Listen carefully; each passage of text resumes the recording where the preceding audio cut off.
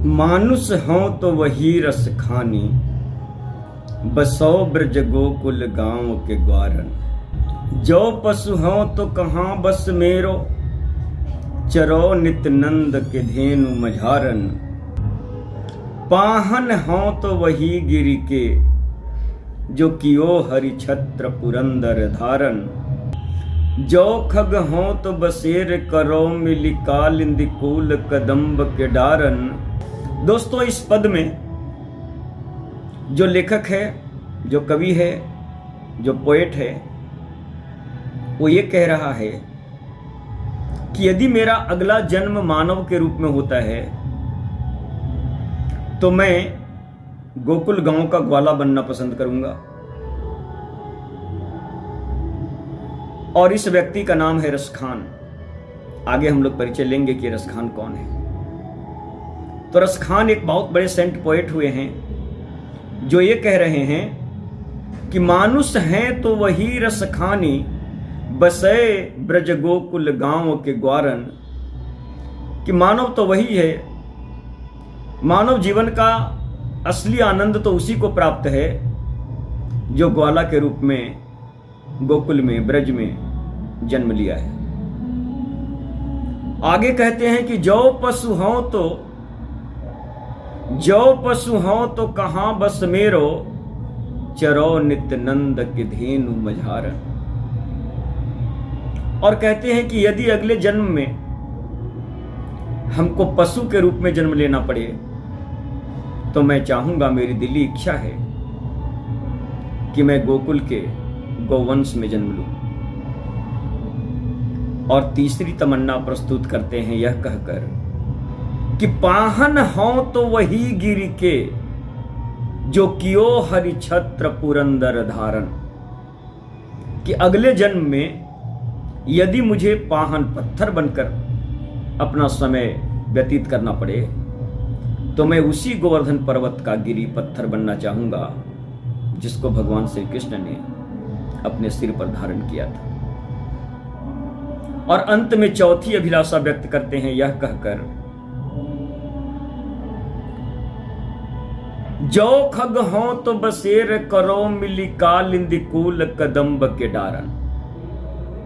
कि यदि अगले जन्म में मुझे पक्षी होना पड़े तो मैं उस कदम्ब पर रहने वाले उस कोयल के रूप में जन्म लेना चाहूंगा जिसकी वाणी की मिमिक्री भगवान कृष्ण स्वयं किया करते थे। तो दोस्तों, एक मुस्लिम युवक जिसका नाम सैयद इब्राहिम है, वह भगवान कृष्ण के प्रशंसा में ऐसे पद लिख रहा है और अपना जीवन सार्थक करने के लिए वह 4 परिकल्पनाएं दे रहा है कि यदि मानव के रूप में जन्म लेना पड़े तो वह ग्वाला बनना पसंद करेगा, ब्रज का, गोकुल का। दूसरा कहते हैं कि यदि पशु योनि में जन्म लेना पड़े तो वह गोकुल के, ब्रज के गौवंश में जन्म लेना चाहेगा। और यह मुस्लिम युवक आगे बढ़कर के तीसरी आकांक्षा व्यक्त करता है कि यदि उसे पाषाण के रूप में, पत्थर के रूप में अपना अगला जीवन व्यतीत करना है तो वह उसी गोवर्धन पर्वत का पत्थर गिरि बनना पसंद करेगा जिसको भगवान श्री कृष्ण ने अपने सिर पर धारण किया। और चौथा विकल्प वह यह प्रस्तुत करते हैं कि यदि अगले जन्म में पक्षी होना पड़े तो वह कदम्ब के पेड़ पर रहने वाले उस कोयल के रूप में जन्म लेना चाहेंगे जिसकी मिमिक्री खुद भगवान श्री कृष्ण करते थे। तो दोस्तों, ये जो सैयद इब्राहिम है जिनके पद में आपके पढ़ रहा हूं, ये दुनिया में लोकप्रिय हुए रसखान के नाम से। सैयद इब्राहिम का ही निकनेम है रसखान। और सैयद इब्राहिम रसखान के नाम से भारत में जो भक्ति परंपरा का जो एक मेन स्ट्रीम था, वैष्णविज्म, इस वैष्णविज्म के अंदर भी डिफरेंट कल्ट हैं और उसी में से एक कल्ट है वल्लभ संप्रदाय। इस वल्लभ संप्रदाय के ही महान गुरु हुए विट्ठल दास जी। और विट्ठल दास जी ने इस नवयुवक को अपना शिष्य बनाया और उसे एक भक्त संत के रूप में अभिषिक्त किया। और यही भक्त संत आगे चलकर भगवान श्री कृष्ण के प्रशंसा में ऐसे अद्भुत पदों की रचना किया, मानो आस्था, श्रद्धा और भक्ति की बलिवेदी पर उसने अपना सर्वस्व निछावर कर दिया है और सिर्फ प्रभु की इच्छा के अनुरूप बस अपना जीवन जिए जा रहा है, प्रभु के उमंग में, प्रभु के उत्साह में, प्रभु के प्रेम में। तो ऐसा अप्रतिम आस्था, श्रद्धा और विश्वास का प्रदर्शन सगुण ब्रह्म की वेदी पर एक मुस्लिम युवक कर रहा है, वो भी मुस्लिम वर्ल्ड में, मुस्लिम इंडिया में। ये जो रसखान है, सैयद इब्राहिम हैं, वे अकबर के समकालीन हैं। तो मुगल ईरा जिसका ये मानना था कि मेरा रास्ता ही सही है और मेरे अलावे दूसरे रास्ते पर चलने वाले जितने भी लोग हैं सब गलत हैं और इन गलत लोगों को सही राह पर लाना हमारा कर्तव्य है, और हमारे समझाने बताने के बावजूद भी यदि ये लोग सही रास्ते पर नहीं आते तो इनको जीने का हक नहीं है, इनका सर कलम कर दिया जाना चाहिए, या यदि जीने का हक भी दिया जाना चाहिए तो इनका स्टेटस सेकेंडरी होना चाहिए, इनके पास नागरिक अधिकार नहीं होने चाहिए। इनसे इतर जीवन जीने के लिए, इतर जीवन शैली को धारण करने के लिए इनके ऊपर एक एक्स्ट्रा टैक्स लगाया जाना चाहिए, और यह टैक्स मुस्लिम वर्ल्ड में, मुगल इंडिया में जजिया के नाम से जाना गया। और ऐसे लोग जो मुस्लिम संप्रदाय से नहीं थे, इस्लाम के फॉलोवर नहीं थे, इंडिया में वो हिंदुइज्म के फॉलोवर थे या जैनिज्म, बौद्धिज्म और सिखिज्म के फॉलोवर थे, ऐसे तमाम लोगों को जिम्मी माना गया, और ऐसे जिम्मी लोगों को एक विशेष प्रकार का टैक्स जजिया देना पड़ता था। जब राजनीतिक दृष्टिकोण ऐसा था तो उस समय एक मुस्लिम युवक कैसे समाज के सारे बंदिशों को तोड़कर साम्राज्य के सारे मापदंडों को छोटा करते हुए आगे आया होगा और भक्त परंपरा में अपने को अभिषिक्त किया होगा।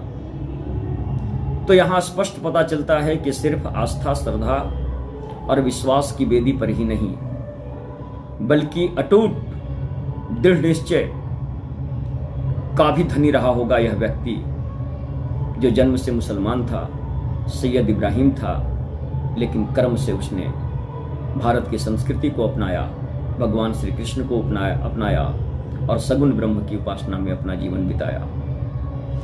तो दोस्तों, जो मुगल साम्राज्य हिंदुओं को, जैनों को, बौद्धों को, सिखों को, या इंडिया में जो डिफरेंट स्ट्रीम्स थे, रिलीजियस डिस्कोर्सेज थे, वैष्णविज्म, शाक्तिज्म, शैविज्म, तंत्रिज्म, नाथिज्म, योगीइज्म, नागाइज्म, जैनिज्म और फिर इनके सब कल्ट जैसे कि दिगंबर, श्वेतांबर और बौद्धिस्ट के जो कल्ट थे, हीनयान, महायान, तो इतनी सारे main stream religious discourses India में हैं और कहीं कोई कन्फ्लिक्ट नहीं है।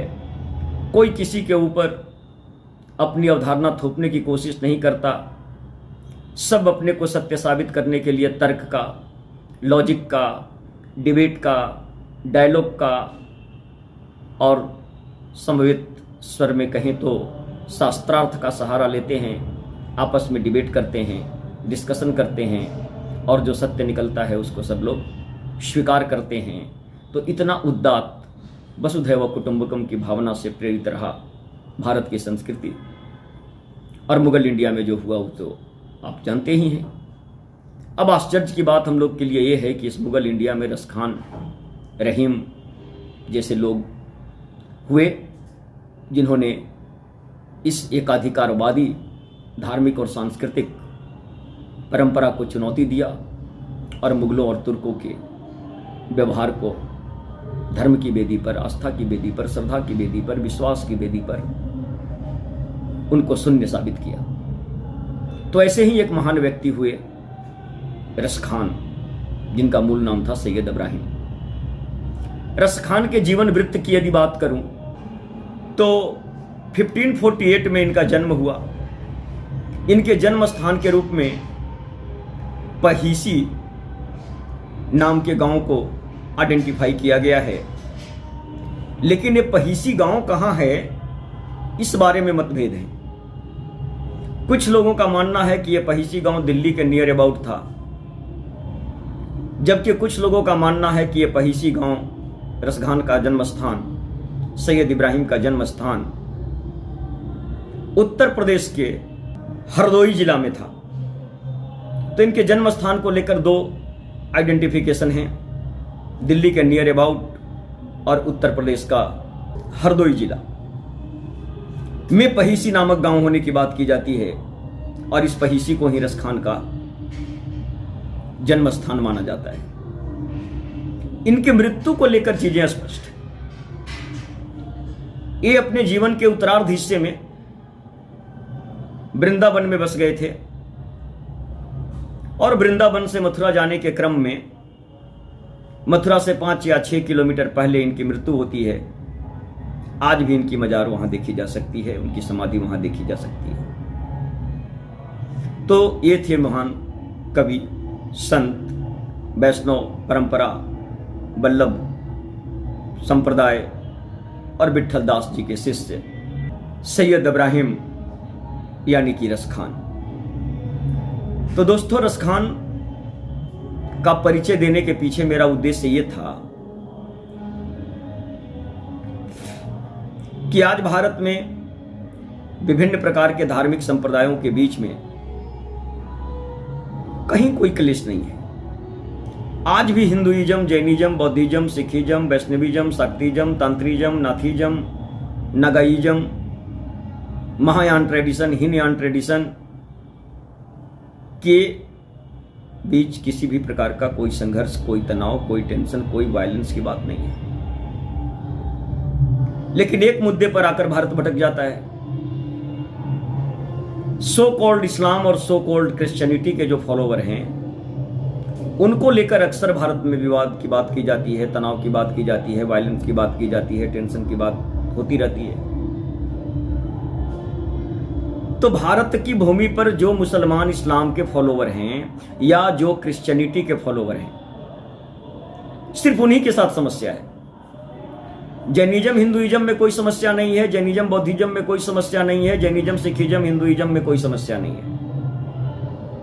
सब एक दूसरे का सम्मान करते हैं, सब एक दूसरे के साथ सह अस्तित्व की भावना में आगे बढ़ते हैं। लेकिन सो कॉल्ड क्रिश्चियन सोसाइटी और मुस्लिम सोसाइटी ऑफ इंडिया, ये अक्सर बोन ऑफ कंटेंशन बनता रहा है।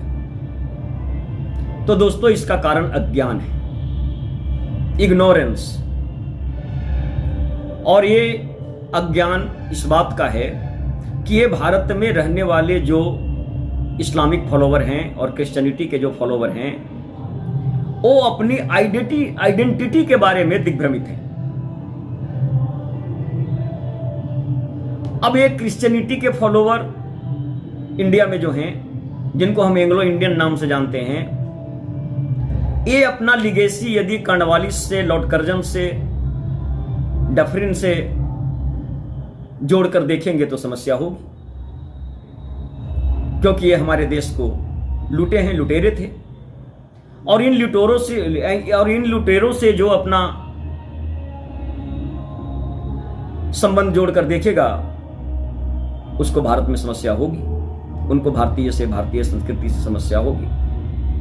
क्योंकि वो जिनको अपना आदर्श, आइडियल, आइकॉन बना रहे हैं, वे भारत विरोधी ताकतें रही हैं।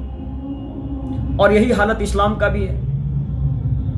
इस्लाम के जो इंडिया में फॉलोवर हैं, वो अपनी आइडेंटिटी तुर्कों से, मुगलों से जोड़कर देखते हैं, जबकि सच्चाई ये है कि वे मुसलमान बाद में हैं, हिंदू पहले हैं। भारत में रहने वाले ईसाई बाद में हैं, वो हिंदू पहले हैं। और जिस दिन ये लोग अपनी आइडेंटिटी को, अपनी पहचान को हिंदुत्व से जोड़कर देखना शुरू करेंगे और इसमें गर्व की अनुभूति हासिल करेंगे, इनको लेकर भी भारत में कोई समस्या नहीं होगी। क्योंकि हिंदुत्व का मौलिक मतलब ही होता है आत्मवत् सर्वभूतेषु, अपने समान सभी को मानना। गणना लघु चेतन श्याम, काले गोरे, छोटे बड़े, ऊंच नीच, सजीव निर्जीव का भेद नहीं करना। पर द्रव्येषु लोष्टवत, दूसरे की धन को धूल समझना। मातृवत परदारेषु, पर पुरुष की स्त्री को माता के समान मानना। अयम निजम परो वेति गन्ना लघु चेतन श्याम उदार चरित्र नाम तू वसुधैव कुटुंबकम की भावना से ओतप्रोत दिल और दिमाग ही भारतीय संस्कृति का परिचायक है। और जिस दिन भारत का मुस्लिम समुदाय और भारत का ईसाई समुदाय अपने आप को हिंदू परंपरा से जोड़कर देखेगा, क्योंकि सच्चाई है कि 2, 4, 5, 7 पीढ़ियां पहले इनके पूर्वज हिंदू ही थे, और आज वो चाहे जैन हो, चाहे बौद्ध हो, चाहे सिख हो, चाहे ईसाई हो, चाहे मुसलमान हो, सबके पूर्वज सनातनी थे, हिंदुत्व की भावना से प्रेरित थे। तो जब तक यह आइडेंटिटी को लेकर इग्नोरेंस रहेगा, तब तक समस्याएं बनी रहेगी। तो जिस रसखान ने भगवान श्री कृष्ण को अपना पर्सनल गॉड, इष्ट देव मनाकर इतनी बड़ी भक्ति की विरासत खड़ी की है, उसी विरासत के बिना पर मैं करबद्ध प्रार्थना करता हूं तमाम देवताओं से और आप सभी से कि हे प्रभु, मुझे उस दिन का अनुभव प्राप्त हो जब भारत के सो कॉल्ड 2 संप्रदाय भी हिंदू परंपरा से, भारत की संस्कृति से अपने को जोड़कर देखेंगे और इसमें गर्व महसूस करेंगे। तो इस दिन की प्रतीक्षा में और इसी आशा में आप सबको नमस्कार, जय हिंद, वंदे मातरम। Don't forget to like, share, subscribe Markande mission YouTube channel और Markande ashram YouTube channel and Facebook account. My dear Markande mission is completely dedicated to academic episodes